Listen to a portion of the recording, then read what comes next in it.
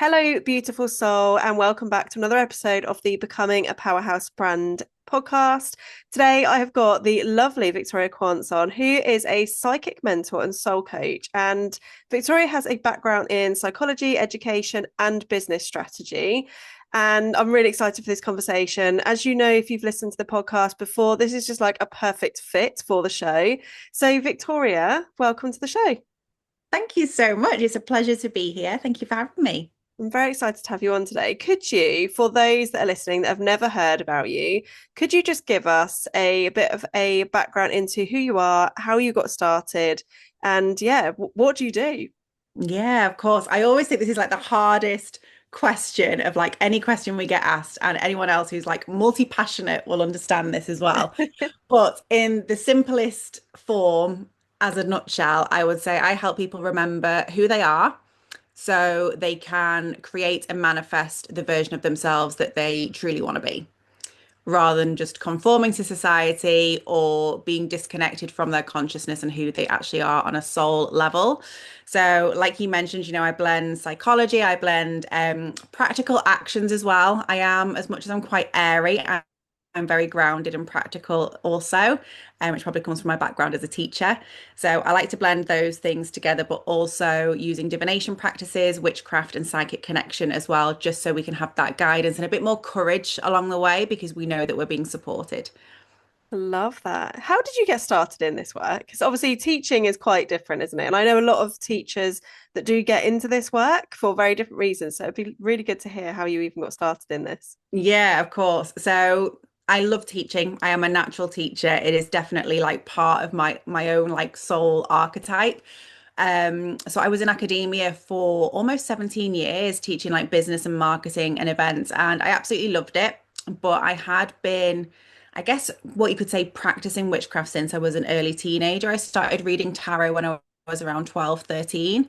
And even before that, I always joke, I had rock pets and made like rose petal water and things like that, which technically, if we're being, official, it is witchcraft. So I've always been, if you like, that way kind of inclined, and always had like psychic experiences and things when I was growing up as well. But I had to keep things very separate when I was in that kind of, I don't want to say corporate world, but like that sort of institutional world, Yeah. because you've got a curriculum to stick to, right? So you can't very well be talking about businesses and, entrepreneurship and leadership and then bring in actually energetics and frequency and mindset of being an entrepreneur and the manifestation side of it. So it got to a point where there was just too much friction between the two because I felt like I was doing my students a disservice in that setting, because I knew full well, I had my business alongside as well for the last 5 years, that they were learning the theory and the foundations, but there was something missing. And I knew, if they go out there, they set up a business, they're going to be missing really significant elements of the energy behind the business and also what their purpose was as well. I have a gift of being able to see what someone's path is and what their energy is and what they're naturally going to fit into. And when you look into a lecture hall of, 300 people and you can see the spark's just not there for a Yeah. lot of them. And that felt almost like a moral question for me. Yeah. So that was the point where I was like, you know what, I'm gonna leave, I'm gonna go full time in my business. But the business side itself, it was actually born during the first lockdown. And it started off very much as like a healing business. So I did all my healing training years and years ago in like Reiki. I'd done my counseling. I had my master's in psychology already at this point. And I'd been put on furlough. Didn't know if I was going to be made redundant, if my team was going to be made redundant. In the end, we all were. But I felt the collective, we were all in that sort of fight or flight mode at that time. So I was like, we all need healing. We all need community. We need to come together. The government's telling us to stay apart. We need something that's actually going to bring everyone together. So that's how the business started. And it was like a healing and a community. And I then it's love just that. blossomed from there. I love that. And community is so powerful, isn't it? I think when you are aligned with this kind of work and you surround yourselves with other people, like the impacts that then has on everybody else around us is so huge. Yeah, So absolutely. And I think this is something that is still very key today. And I'm very tribal in a way. And I think, we should have our tribes and our villages, and that makes a huge difference. And whoever you surround yourself with, I always say, is going to impact on what like reality you create and the Yeah. lifestyle that you have. Like there's Yeah. a saying, isn't it? Like you're the sum of the five people that you spend most of your time with. Yeah. And I think there's definitely something in that. Amazing. So it sounds like you've like kind of dabbled in or not dabbled, you're an expert in like loads of different modalities when it comes to this Yeah. spiritual and soul work. So is there anything that you were particularly drawn to or something that kind of was very new to your world? So obviously where you said you went into tarot at an early age, like you Yeah. kind of had all these gifts there already. Was there anything that you just naturally fell into or anything that you've had to like work a bit harder at as well?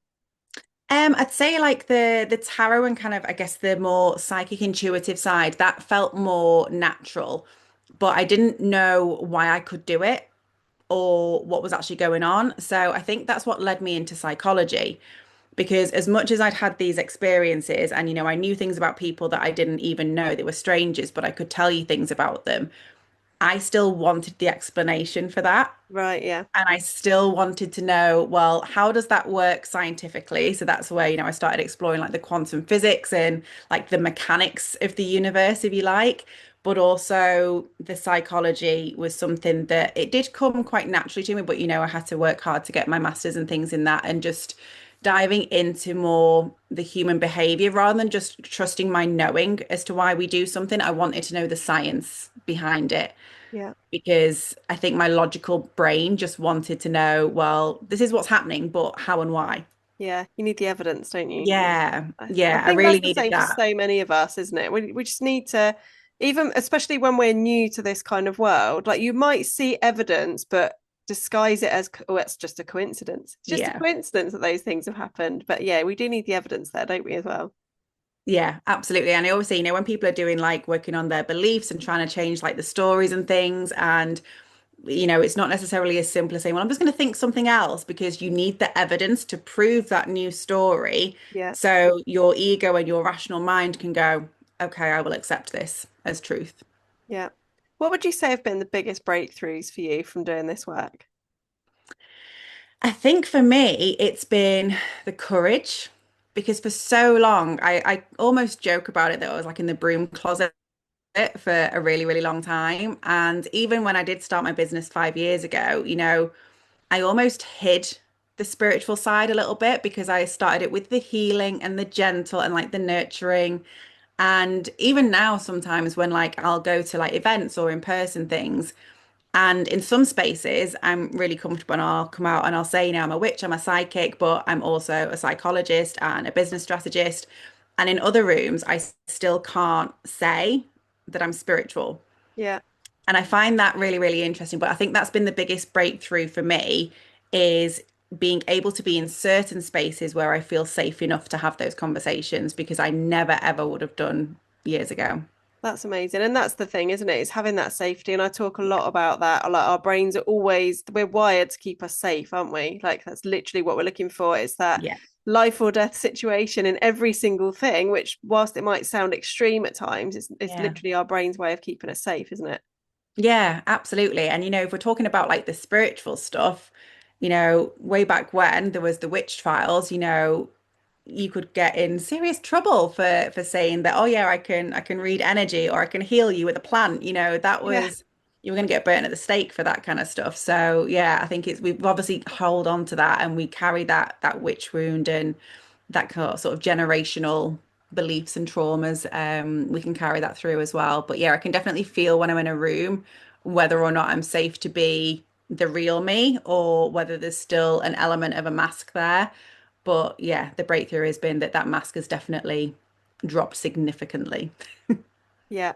Do you think this work is available to anybody? Because I think definitely for myself growing up, I'd had a couple of like spiritual encounters, but not really thought anything into it. And I've always been told by anybody that is in these worlds that I just have a good energy. And I've always been told, you need to do this. You are a natural healer, like all of these different things. And I think there's obviously something there for me. And the more I'm exploring it, the more I'm almost like discovering who I am on a deeper Yeah. level, which is just so amazing. But then you speak to other people that are just so kind of closed off from this work and they literally just think it like, what a load of nonsense. Yeah. Do you think this work is available for anybody? Do you think we are all spiritual, like in our core? Yeah, absolutely. Because if we look at like the science side, we are all energy and everything is connected. So in that sense, yes, absolutely. And if you ever look at like children, they know that they are, connected to the divine source, creator, God, goddess, whoever you want to refer to. They know that, and we just forget over time. So for all of us, yes, it is available. It's just a case of remembering. And I think sometimes there's a lot of I don't want to say marketing, but there's a lot of kind of trends out there saying, oh, you just have to like plug in or connect. You're never disconnected. You're already because you're here, you're on the planet, like Yeah. you're already doing what you need to do. But I do believe for some people that it's not necessarily part of their soul path in this lifetime, that they need to be more consciously aware of that spiritual connection. So they're the people that will be very much far over the other side, like it's nonsense, I don't believe in it. And that's okay because they don't need it in this lifetime. That's not their lesson for this lifetime. Whereas for a lot of us, and this will depend on things like your astrology, your North Node, your soul purpose in this lifetime, for a lot of us, we are here to remember, because the more that we do that, the more that we start to remember and we fulfill our soul purpose, the more that we ascend. And then eventually we don't reincarnate again because we fulfilled whatever our soul wanted to fulfill in however many lifetimes it's taken. So for those that are over the other side and they're like, no, really resistant, don't need this, that's okay. But they're probably going to have quite a few incarnations until they get to that point. Yeah. Oh my God. I've got goosebumps talking about this. I love it. Absolutely love it. Anyone that's listening to this that has just started their, what I would call, like for myself, it was always called a spiritual awakening. And for anyone Mm. that's kind of just starting with that, maybe they have just discovered what their human design type is, or maybe they've just Mm. started to get into astrology, or there's just something there and they're literally just getting started. What would you say to them as like, is there like a good path, journey, any guidance that you could give that person at that stage? I would say enjoy it for one, because it's so beautiful when you are at the very beginning, because it's so exciting because you're literally like a child again and you've got all these wonderful things to explore. But I would say go with what feels good, because if you're naturally drawn to something, that is going to be your gateway. So if you are like intrigued by human design or astrology, use that first to help you get an understanding, because that is the thing that's going to give you like the next iteration. So Yeah. whatever it is that's kind of sparked your interest, follow that. And if you're somebody who's like, I don't know where to start and I don't know what I'm interested in because there's that many modalities and things out there, just start with you and just start with having as many quiet times as you can, not necessarily meditating, but just more moments where there's literally no noise. So I will still do this sometimes now, and if I'm driving, I'll sometimes turn the music off or turn the podcast off that I'm listening to, and I will just have quiet, because that's when you start to actually hear your own thoughts, and eventually you hear your intuition, and that is ultimately what your spiritual awakening is, or your journey is. We're just using other tools to help you, but if you're not sure what tools you want to play with, then just get quiet and just listen to yourself. But I would also say that you'll never get it wrong. You're not going to come across something that is the wrong way for you, because if you're interested in something, it's presented itself for a reason. But also, if you are exploring something, so say you're exploring astrology and something doesn't feel right, and it's saying like you're this sort of person, and you're like, but I'm not, and I don't see that. Take what lands, and anything that doesn't, you don't have to accept it. So I'm very much, we don't want to be put in boxes or labels or things like Yeah. that. If they're not serving you and it's not helping you, just dismiss it, because then it's not meant for you. And that's Yeah. okay too. I love that. And like you say, that there are so many different modalities with this Yeah. work, and it is about finding what works works best for you. I know when I started, was on a podcast this morning and talking about this. And I was asked how I got started on my kind of spiritual journey. And I said I did kind of the opposite of what most people say, where it's lean into one thing and just try it. I just did Mhm. everything. Nice. I did Nice. everything all at once. I'm like an all or nothing kind of person. So I just did all these different practices. And it was literally like you just woken up for the first time. It was like my eyes were just like kid in a sweet shop. Oh my God, how have I missed this for like my entire Yeah. life up until now? It's Yeah. crazy, isn't it, when it opens up? Absolutely. And you can, that's the thing, you can have so much fun with it as well. And I was probably similar to you because I was reading tarot and then I had a mentor as well who was actually my first boyfriend's mum, who was also a witch, and she taught me loads of stuff. Like we'd play with spoons and we'd bend spoons, and then her daughter and me would like go in different rooms and we'd draw different pictures, but then we'd come together and it was the same picture. And like we'd just play with all this stuff. And it was brilliant. And it was all it was doing was basically practicing the muscle, like the psychic muscle that we all have, and just tuning into it again and remembering who we are. And yeah, it does get to be fun. And even if, you're someone who like wears a crystal bracelet or something, that's part of it too. And that can be as simple, and you can stay there. You're connecting and you're remembering with the energy of the crystal. So it doesn't have to be monumental, or it can be. Yeah, it's so powerful, isn't it? And I think, like, I've particularly in the work that I do with building personal brands, the thing that I Mm, always talk about a lot is it's never about the rebrand. It's never about you becoming someone else. It's about you remembering who you already were inside. It's just you've never yeah. tapped into that part of you before. And I think, yeah, coming back to who you actually are, who you were born to be, and understanding this work, it's literally like it's life changing once you tap into it, isn't it? Yeah, absolutely. And I love that with like the branding thing because that's been something so true for me that I've gone through, I don't know how many rebrands, but each version has been basically a more authentic version of me, Yeah. even down to my name, which is really interesting. So when I've had businesses before, like they've had completely different names. And then when I very first started doing spiritual stuff, I used a fake name because I didn't want people to know it was me. And then when I started this business in lockdown, again, it didn't have my name attached to it. And then it had like my name that my friends refer to me as. And now it is actually my full name, Victoria Quance. And it's just got more and more true as I've remembered who I am. So Yeah. yeah, I fully agree with that. Oh, I love it. So you are a psychic mentor. What does that even mean for some? Because I think everyone is going to have a different opinion or view or thought that comes up when they hear the word psychic. And I think it goes back to what we used to see on TV growing up as kids with who would have been on the TV with their crystal Ah, ball. wish. Mystic Meg. Remember Mystic Mystic Meg. Meg? She was great. So Yeah. how would you explain like what is a psychic? I know there's obviously different types of psychics, but yeah, There just give are. us a bit of an insight. Yeah, there are. Sadly, I mean, I do have a crystal ball. It's not actually one of my talents. It's more a decorative item because it's really cute. But yeah, sadly, I don't have the outfits that Mystic Meg used to have. But the reason that I refer to myself as that psychic mentor is I will blend different things when I'm working with someone. So we'll always look at their psychology. As a psychologist, I can't not. So we'll look at their personality, we'll look at their traits, we'll look at their behaviors, their habits, their narratives, and basically what's going on in their body as well. But along with that, and this is something that for ages I didn't really know what it was or what to call it, but I would just know before they would even say to me that they were having a challenge with something or they'd come across an obstacle or they were feeling a certain way. I would already know, and I'd already know the solution, and I'd already see where they'd end up as a result of that. And I wouldn't know what to call it. It's almost like having a premonition, but just knowing it was almost like I could sit in that person's Yeah. shoes, but see everything that they couldn't see, which is really, really hard to explain. I do this on retreats all the time as well, and we'll literally sit and figure this stuff out. And people are like, "How do you know that?" I'm like, "I don't know."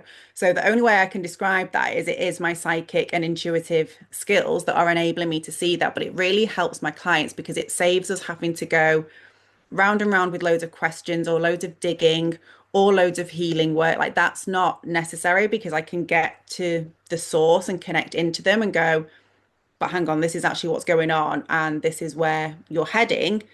And we can also change that as well, right? So this is the current trajectory that you're on. If that's where you want to be, awesome. Or we can change direction, and actually, I can see you'll end up over here. And it's Yeah. just a really lovely way of figuring out the solutions a lot quicker. Yeah. And we all want that, don't we? We all want to get to that Absolutely. end goal. Yeah. And I think when Absolutely. somebody can literally see into your blind spots, it's so powerful. So it sounds like you can almost see like you can see the timeline of what somebody is on Yeah. at that moment in time, which is so powerful because we can't always see that ourselves. Even if we have the end Mm, goal, we don't necessarily know, even if we have the strategy and everything, we don't know what's going to turn up at each point or exactly. different things that are going to block us and maybe throw us off our track. So yeah, amazing. Exactly. And yeah, it's beautiful. It's lovely. Unfortunately, I can't quite do it the same with myself because my ego jumps in and Yeah. goes, yeah, but maybe this, and this, and this, and then your own stories come up. So I can do it for myself, but then also, yeah, that jumps in and kind of sabotages me. That's the same with everyone though, isn't it? Like Yeah, everybody I speak to absolutely. is incredible at what they do. And like I'm really good at helping my clients, but I can't do the same work for myself. It's, Yeah. it's crazy, isn't it? We can't see This our is own blind spots. I know. This is why we need mentors as well. And I will literally say to my Exactly. coaches, I'm like, this is what I can see. This is what I'm getting told from my guides and my intuition. However, my ego is saying X, Y, Z, and then they can help me on the ego stuff. And I'm like, thank you. Perfect. Great. Amazing. You said you've got a retreat coming up. Can you tell us more about that? And also, how do you actually help your clients with the work that you do? Do you work one to one or is it in groups? A lovely little combination. So next year is very much all about retreats or as many retreats and in-person stuff as I can because I do really love that human connection. Yeah, And obviously doing stuff over Zoom and stuff is brilliant. I can still read people's energy, but when you're in a room, there's something completely different and it almost compounds the results. Like we get results much quicker. So I found that on the retreats that I've done over the last 5 years. But next year I want to do as many as I can because we're planning for a family. So that means that if that happens, I'm not going to be on retreat for a little while. So my first retreat next year is in March. And this is very much, I sometimes call it like a funeral and it's going to be like a rebirth and a ceremony.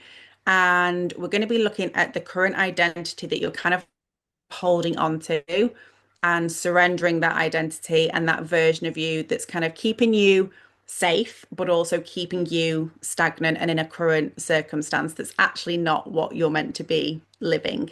So we're going to have a gorgeous sacred ceremony to release that version. And then we are going to work with manifestation and psychic and psychological practices to bring in the version of you that you're actually destined to be. I So, love that. yeah, I'm so excited for that one. And I think March is a really lovely time for that as well, because it's just Yeah. approaching spring, which is like the rebirth season. So, yeah, that's going to be absolutely gorgeous. But I do also work with people one-on-one as well, which I adore. And around February next year, I'm going to launch a new group program space as well, which is super Exciting. exciting. That's just going to bring everything together in a gorgeous group container. Amazing. I just want to ask you quickly. So, when you created your community during like that whole lockdown period, did you find you pulled in people that were on a similar path to you, or completely like eyes closed, hadn't really experienced any of this, and were just intrigued to know more about it? A little bit of both, to be honest. I definitely attracted people who were on a similar path in terms of we were weirdly, a lot of us were looking for relationships at that time. Okay. Because I hadn't met Danny at that point either. I met him during, I think it was during the second or just after the second lockdown. So we were very like-minded in what we were kind of looking for, what we were trying to manifest, which was interesting.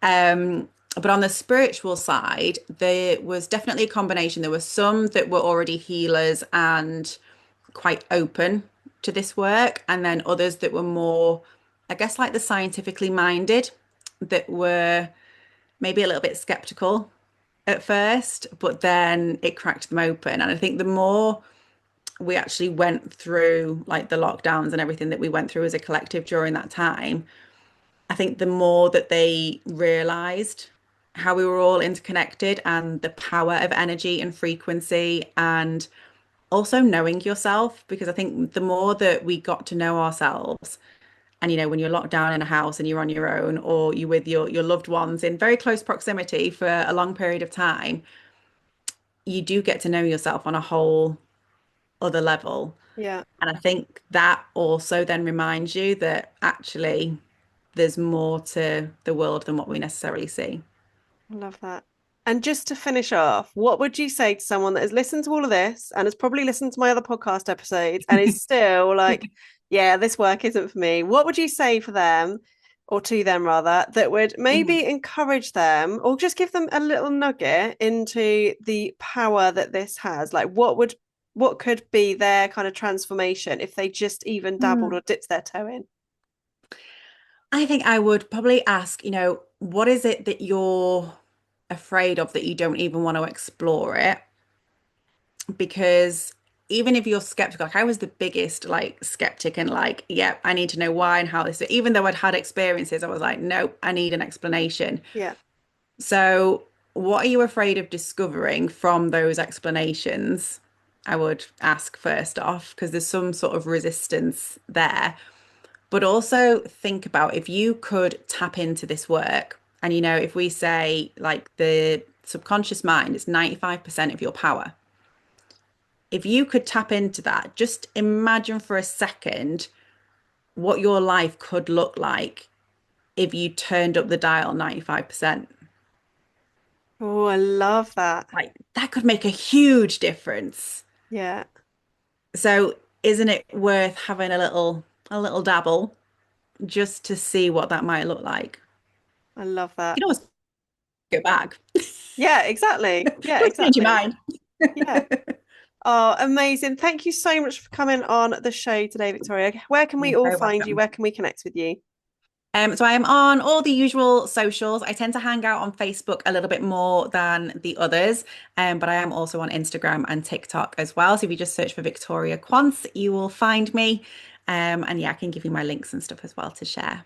Perfect. And please do make sure you check in the show notes below where you can click on those links, find out more about the retreat, connect with Victoria. And if you've enjoyed this episode, if this has really helped you, please do leave a review and reach out to myself and or Victoria. Let us know what you thought of the show. And I will see you in the next episode. Thank you so much for coming on today, Victoria. Thank you so much. It's been an absolute pleasure. Bye.